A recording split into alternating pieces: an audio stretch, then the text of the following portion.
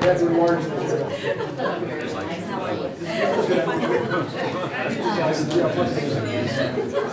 Originally it stopped.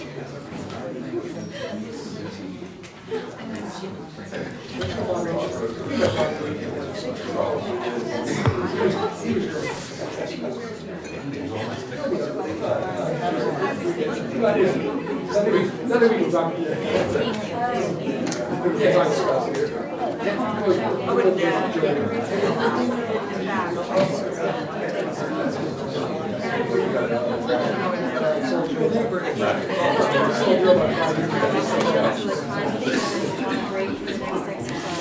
I love this. That's why I have a sticker.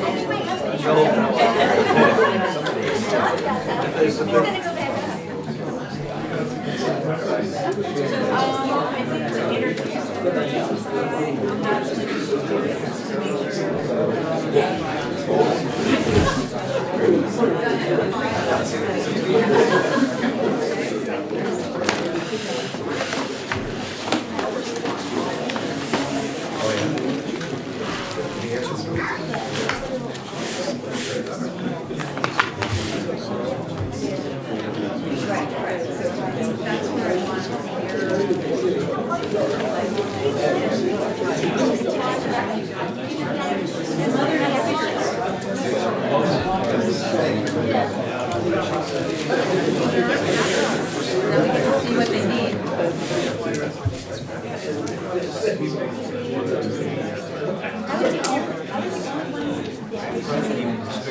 Okay, so I want to call you all back together.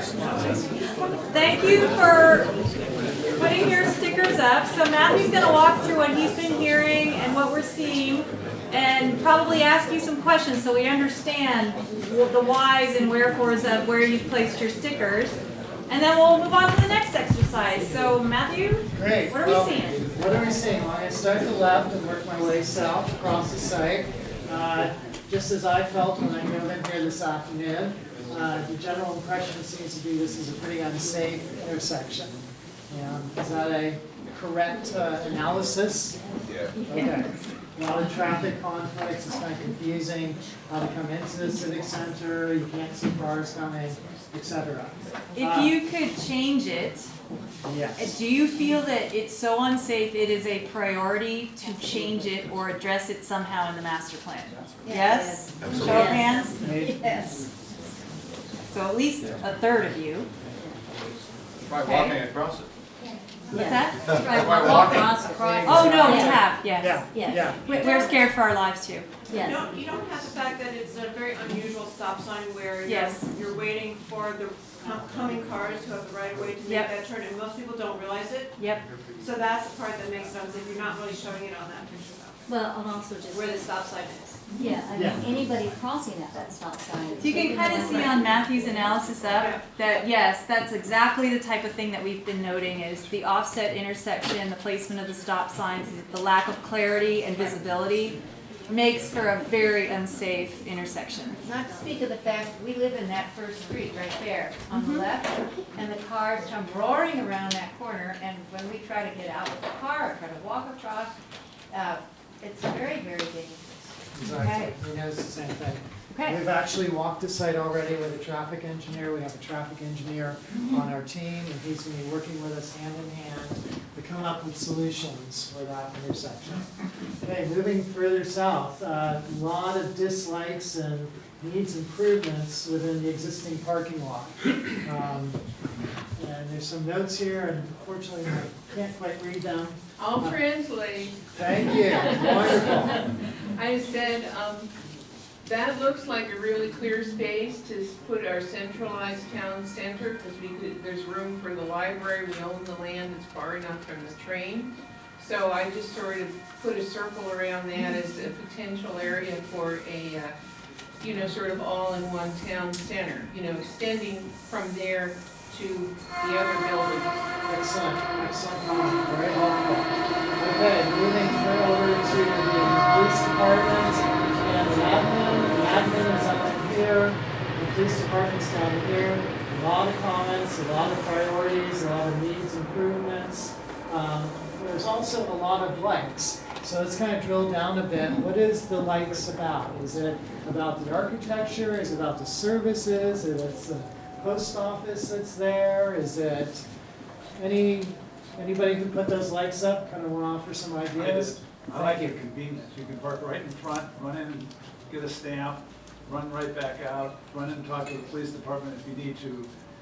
If you go to Menlo Park, you gotta walk 150 yards to get to the police department or any of those types of services. So I like it being real convenient and close and homesy. That's what I like about it. Yeah, yeah. Any other? Those are excellent comments, very informative. Any other? Yes, ma'am. I do like the fact that you can park on, you can park on the street going this way, in front on Ashfield. Yeah. Rather than having to park clear in the parking lot and walk away. It's the same sort of thing he's saying. I think it just makes it more cozy and nice, and I never feel like you can't get a spot to park. Yeah, there is something to that architecture. It's very, it's California style. It's open. It's got a residential character, which is, one thing we're talking about is the whole community. The site is surrounded by residential, and this is a very important factor that we're going to be looking at closely. Any other reasons for the likes? Everything's consolidated. I mean, Excellent. there's no choices. You don't have to figure out if I'm going over here or I'm going over there. Everything is in the same general vicinity, no matter what you're doing.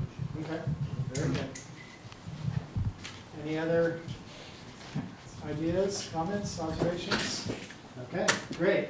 Let's look at the building we're in. A lot of priorities on that, some needs improvements.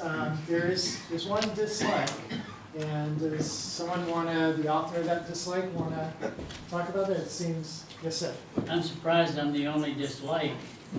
I think this town hall for a community that's in the zip code that's number 1 or 2 in the nation, it's an embarrassment. Yes. And I've been in many town halls up and down the peninsula for various rail committee meetings and so forth. And they are head and shoulders above this. So to me, this is what needs to be fixed. It's too small, it's too old. Too noisy. You can't have visual presentations conveniently that the council and the audience can see. So I would rate this number 1 as our need. So let me ask a couple questions about that. So it's not right for the use that it has as the town hall and the council chambers, but if there were other uses that seem to make sense, is this building important to you as an icon of the town center, as a historic figure, in terms of representing when people think of Atherton's town center, they think of this building, and you want to keep that? I'd say because it's a historical site, maybe keep the front facade, but level the rest of it. Hey! I think the noise level is just a huge problem. Yeah, I mean, obviously, And anything it's that not were done to usable, keep but- this, you'd have to make it usable. Yeah. Well, I think that the building feels like Atherton to me. It's rooted up in the trees. You feel this environment here, and it's got this architecture that feels like Atherton, but look at it tonight. It's obviously inadequate for our use. I'd love to see it used in some way. I don't know. I don't think we need the whole building. It clearly needs a lot of work. but I'd like to, it just feels like Atherton. When you drive through Atherton, it's so integrated into the trees, and it's got it's almost 100 years old. It just, so I'd love to see it preserved in some way, but used in a more effective way for the town. Second that. Can I just follow up on that? So you mentioned it feels like Atherton, the buildings of Atherton. What are the specific qualities of the building that makes it feel like Atherton? Well, you look out the windows and you see the trees, and it's got this architecture, but I agree with the comments about the sound. I mean, you really hear the train in this building. Okay. So there needs to be work, there definitely needs to be work, but maybe there could be a use for it where that wouldn't be an impediment to what it was used for, or maybe you guys can, or the architect can figure out how you address that noise. Okay. Is it the scale of the building? Is it I the... like the high ceilings myself. Okay. It also has the Spanish touch with the red tiles, There you and go. Thank you. not far from Stanford's emphasis on the tiles. And I like Burge Clark type architecture. I think we should try to continue with that. perhaps related, depending on what happens with the library, it could be a part of the library. Okay. Those are good thoughts. So, and just getting back over here, we like the convenience and how we can park right in front of the police and the post office. Is there any passion around the architectural style of those buildings? I could have answered that myself. All right, I see some hands. Maybe that's some. I just want to get back to the gentleman over there's comment about this Rick. being part of the style of the community. I agree with him that it's really nice to see the trees and be in the trees, but to me that's a landscaping issue, not an architectural issue. And I don't really believe maybe the front of the building, but this building itself architecturally to me is not the heart of our community.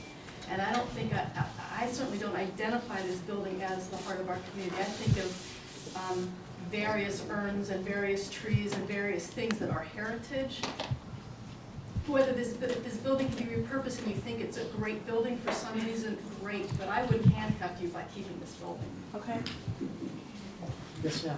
Yeah, I kind of disagree a little bit. I think it would be great to use this building and the library. If you create a big master building with all of it, maybe if you're taking out the council pieces here, this could be a really nice community room that you could, rent for meetings and things like that. You could use the library space for other things if you're upgrading everything else and it wasn't, inhibiting too much your thing. But I actually kind of like the architecture and the front, and it just makes it feel like it's been here for a while, and I like all the things. And Cheryl's tapping sunny brainwaves, saying we need to keep moving forward. So let's hold. You haven't mentioned earthquake that I've heard. Isn't the fact the library and this building have to be retrofitted? Oh, none of these buildings are seismically compliant, So- except with the exception of the, And so you may end up with an issue of cost and Oh, yeah. Yes. Oh, whoever's gonna give absolutely. you this, I mean, I think it's anything one else. thing to talk about what we like. Well, it's important for us to understand what's important to you, because then we will generate options that actually show you, well, what if you tore it down entirely, rebuilt something new? What if you tried to renovate it into something else? Each of those have an associated price tag, as you've mentioned. Each of them have different implications in terms of how well they solve the problem as well. So part of what we're trying to understand tonight is, in a way, what different options should we look at? So what we're hearing is, maybe there's not as much fondness for this structure as we might have imagined, simply because it seems like an icon, it's fairly historic. And so that might tell us, well, we might want to look at an option that removes it, let's say. So what we're here to listen to tonight is helping us decide what different kinds of things to study and put in front of you. All of them will have cost implications. And as you begin to see those options in front of you, we'll bring those comparisons to you. And then, again, you can weigh in and indicate what's a better priority for you in terms of spending any money that you raise to address these facilities. So it'll be a continuum like that this input now begins to feed. I think you had your hand up before. Yes, I think I'll agree with the lady over there, the blonde bangs. And then I'd like to see a continuation of the Spanish Mediterranean facade. We don't have to have the back of the building, but I'd like to sort of keep that, that's part of the charm. And perhaps we could use this room for the Historical Society, which is now very cramped. Great. So one more, okay, two more, and then Matthew is gonna move down the plan and check on some of the other things that we're seeing. Sorry. Go ahead. Diane? Real quick, I'm Diane Sando, I'm running for town council. My overall perspective of this is most certainly master planning is the key. So when we look at this, each department has a very special need. Planning with all their plans laying there that are, they have to keep, need to be scanned and stored and properly put away. The police department, walking through their department, you know, there's gotta be an OSHA infringement in most of what I saw. However, I think most of the town residents that I've spoken to still like the concept of town versus city. And they want to keep the flavor that it should be good enough to suit the needs, but not an overstatement. And I think that should be the flavor. We should also most certainly go after federal and state dollars, green initiatives, recyclables. You know, we can incorporate that into the structure, which are earthquake sound. And I'd really like to see that be the emphasis. Anything could be designed with any amount of money, but we all work really hard for our money. And even though we have a surplus, that surplus has liabilities that we need to look at. So we really need to walk carefully. And when we say that, we all just saw a bridge go from 3 to 12. We need to look at the total cost of ownership of everything we're doing in order to get the right synergy to make it all kind of work together. So we don't have 10 years of construction. I don't think anybody wants that. So that's Very my good points. Okay, thank you. resident input. And one more, and then we'll keep moving through the plan, then we've got a couple more exercises for you tonight. So, I'd like to be the voice of modernization, and as much as I agree with everybody that we have charm, we have a sense of antiquity and connectivity with our heritage here, if we were following, what I would like to see Atherton display is environmental sensitivity, efficiency, effective government, and not something that's so old that it's lovely but you can't use it. I'd like to see us have new modern buildings that meet our need, and I don't know that the new modern building with good views and soundproofing is going to work well in a Spanish style, as much as we like that. I think what I'd like to be the voice of is seeing some of the newer alternatives of style, of modern design that could solve some of our aesthetic needs in a newer style. And I want to point to Portola Valley. They did an amazing job.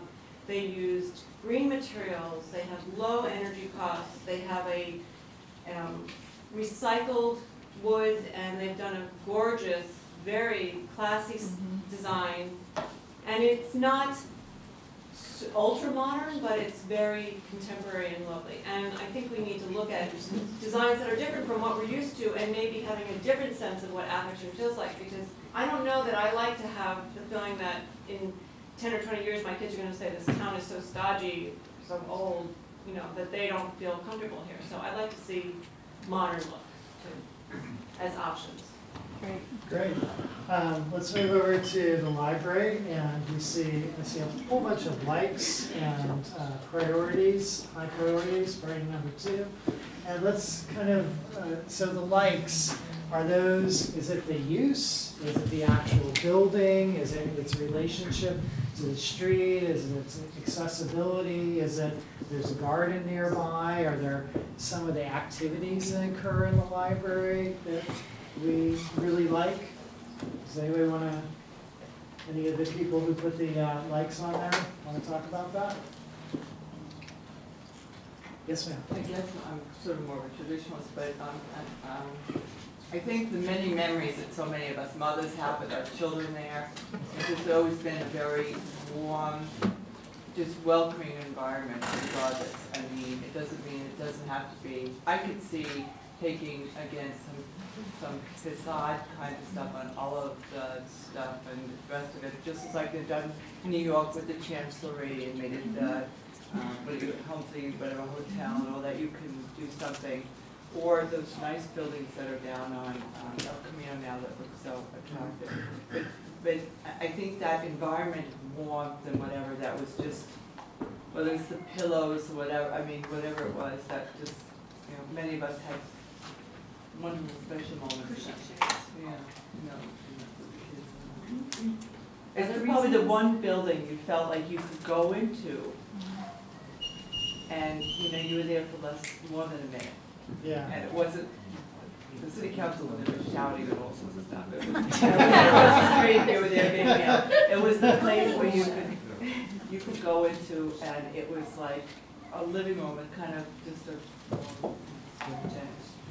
Any other sentiments regarding the library? Yes, ma'am. I mean, this is totally a heated topic, so I don't want to spend too much time, but I do like having the library close to this little central area. It's very nice to be able to kind of get your mail done, go to the library, do all these things right in the same unit, you know, so I like that proximity. Wonderful proximity. Yes, ma'am. So I think when you get to the library, you really are going to need some very forward-thinking ideas. I don't know if there's such a thing as a library expert, but the nature of books is changing. We don't keep our books. I have a beautiful library, which I'm probably going to have to dismantle because it's all on my Kindle. So how a library, a modern library should look like is not the way it used to look like. We can incorporate some of those elements. But I really hope you guys give some genuine thought to what the library of 2020 or 25 is going to look like.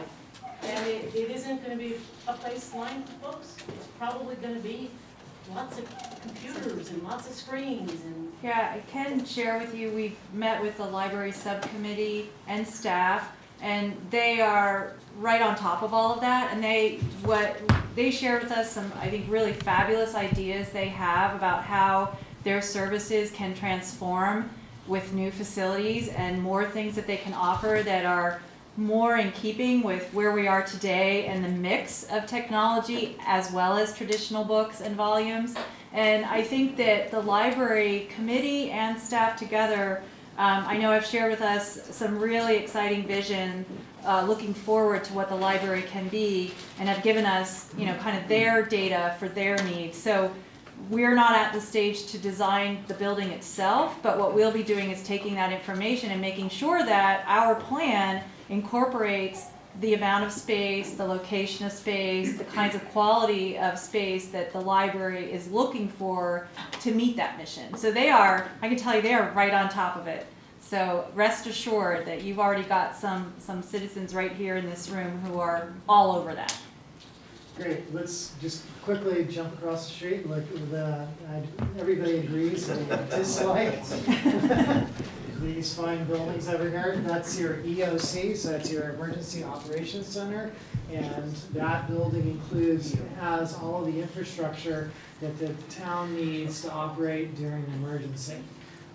That can be moved, so. Yeah, you're actually part of the, I mean, really, if you went into emergency, you really belong to the county's EOC, and that's who activates and the police respond as part of the county response. But what the town did several years ago in building the building that houses Public Works is allow you to have a space that's functional, it's built to a standard, can be functional in emergency, where you can bring everyone together, you know, while an event is happening, where there's, you know, additional restrooms, provisions for some supplies and food, so that, you know, council members, members of the press have a place to go in the town in the event of a local emergency while the county is in activation. So it's serving that level of emergency center. It's not sort of a full-blown, you know, this is not the center of the emergency operations. It's actually driven by the county of San Mateo, which you're in. So just want to help you understand that. But it is a function that's been identified for us to keep in mind, to make sure that we have a space for people to gather in an event. So it is a need. And so just to kind of drill down once again, the dislikes, are they around the character of the buildings? Is it the location? Anybody wanna? I just have a question about the public works. Yes. Not in an EOC. No, just the public works context, function. Just roads and Yes. maintenance and trees and such.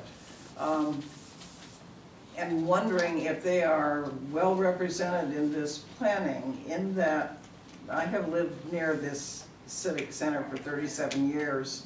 And I know that the public works, whenever push comes to shove and they're short of space, they store vehicles of various kinds out here in the parking lot that belongs to the town.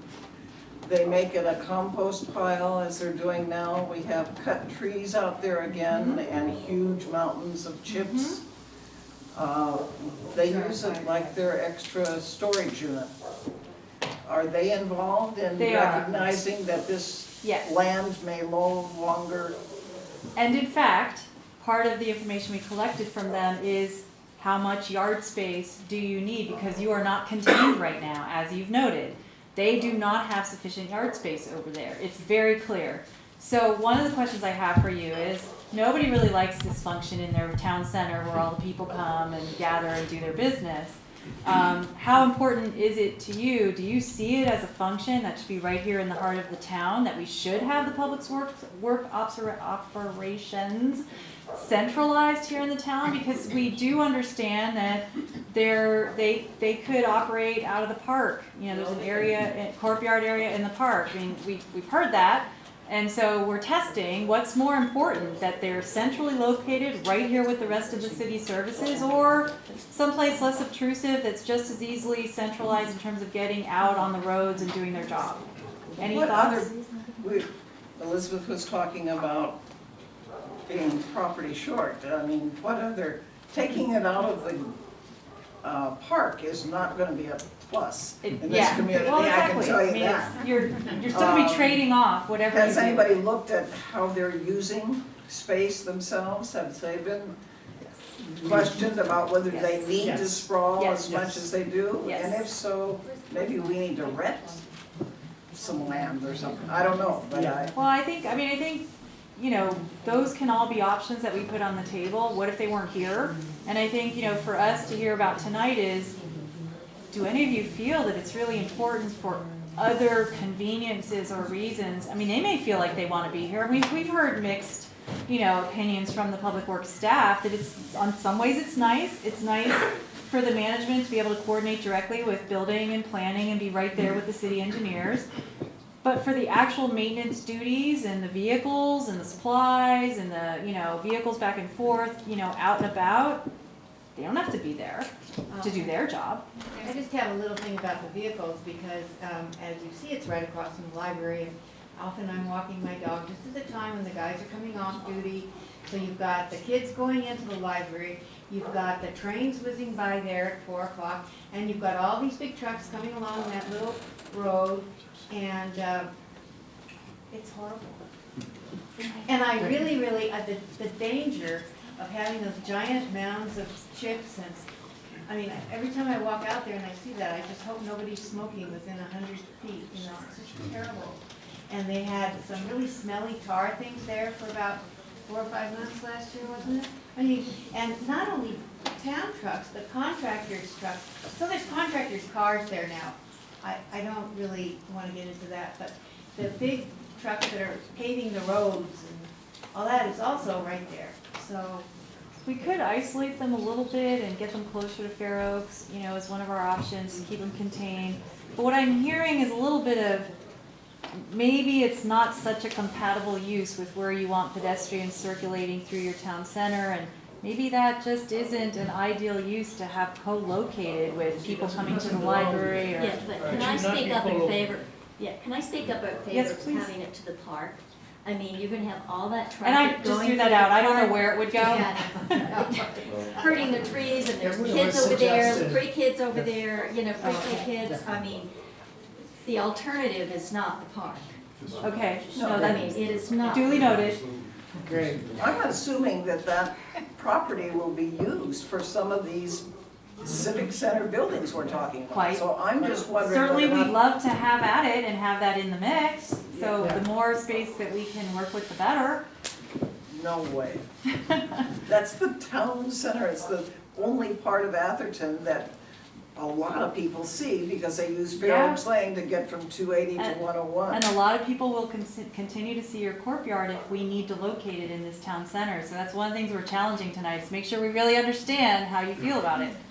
But you could use, you really could, if you successfully barrier things off, you could You use can. space right next to the tracks, so that you're like, that You can. have your piles of things, so that actually creates a sound barrier if you have piles of.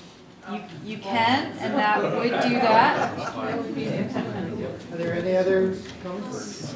So a few more in the back, one more in the front, and then test a couple more areas, and then we'll keep going. Yeah?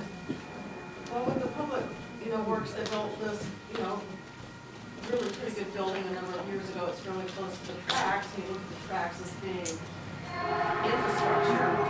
And if you were to make it vertical, as close to the tracks as possible, and shrub it up as they come with the building department so that it's not perceived by the users and that you really work through the circulation as it addresses either Fair Oaks or whatever, however the streets get configured so that there are no conflicts within the pedestrian and bike and library traffic, that might be an amenable solution, but to use it as a positive barrier between the rail and the rest of what's happening here.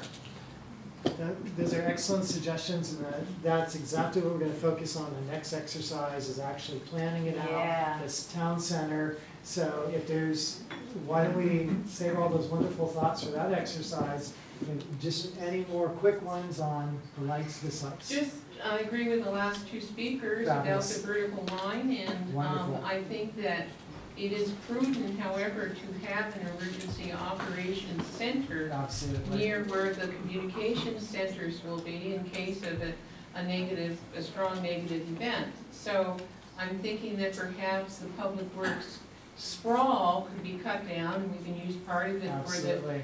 town center, but I do think it's prudent to have an emergency gathering point near the other centers, and also even near the vehicles that might dig you out. Wonderful. Okay, I'm going to quickly go through this right here.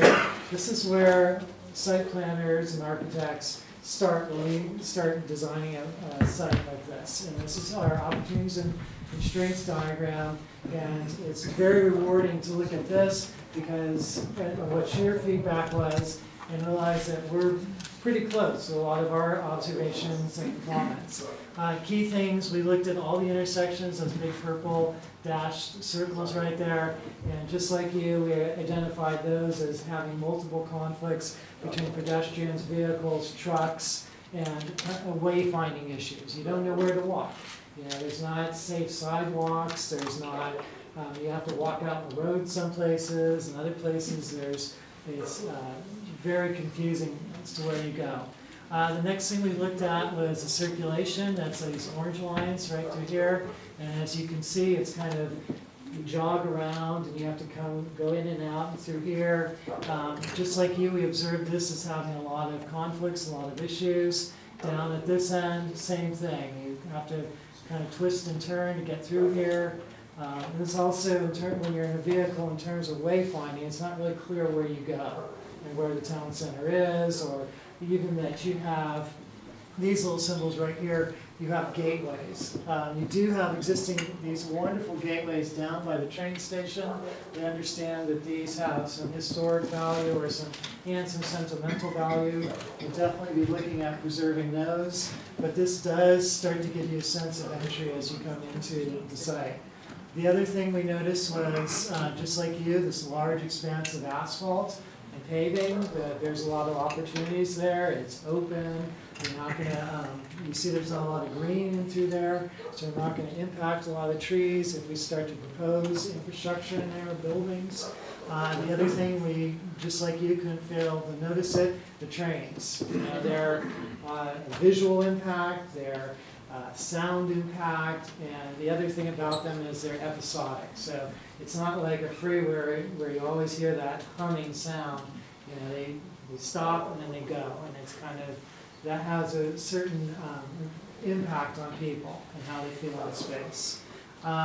Last things I want to focus on, you have some wonderful little gems of spaces on here. You have this park right next to the library, wonderful green space, beautiful redwood trees screening the neighborhood. Obviously a very lush environment around your town hall. Just the stature of the trees and the oaks is just fabulous and wonderful.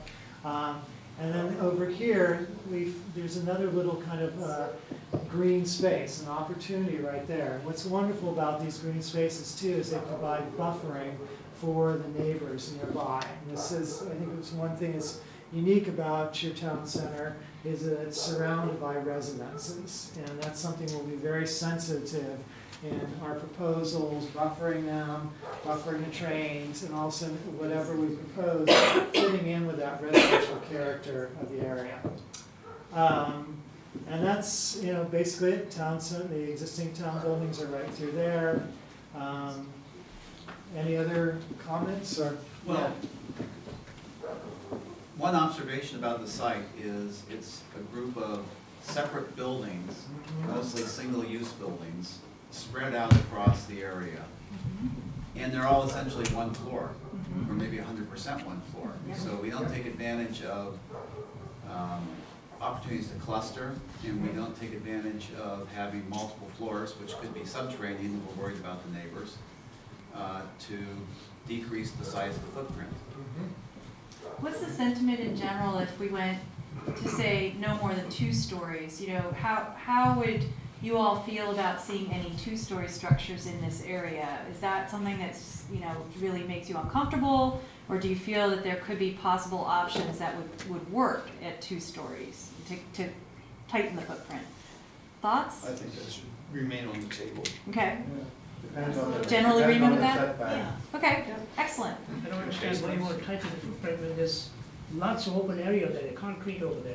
Well, keep in mind that the data we collected, most of the buildings don't have sufficient space to adequately do their job, so they're gonna be a bit bigger. Into that concrete area over there, which is an eyesore. Yes, it is. And, yeah, so, I mean,